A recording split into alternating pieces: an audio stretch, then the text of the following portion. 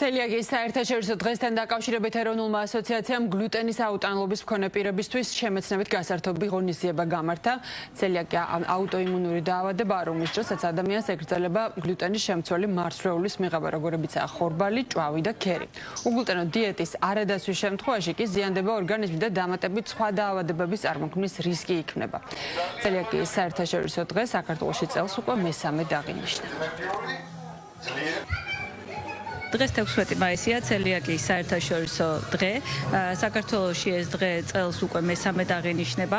Celiakia არის აუტოიმუნური დაავადება, როდესაც ადამიანს, ვისაც აქვს ეს დიაგნოზი, ეკრძალება გლუტენის შემცველი პროდუქტების მიღება, როგორიც არის ხორბალი, ქონდა ილუზიონისტის წარმოდგენა, სახის მოხატვა, რაც ბავშვებს ასე ძალიან უყვარს და კიდევ ბევრი სხვა აქტივობა. ყველაზე მეტად მომეწონა სახეზე მოხატვა და წყლარწები რო გავაკეთეთ, რო გავწერეთ.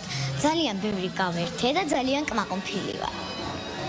მეც ძალიან მომეწონა ეს ღონისძიება და ესა სახეები მოვიხატეთ, რომელიც ყველაფერი მომეწონა, მეც ვერ ავირჩევ კონკრეტულს.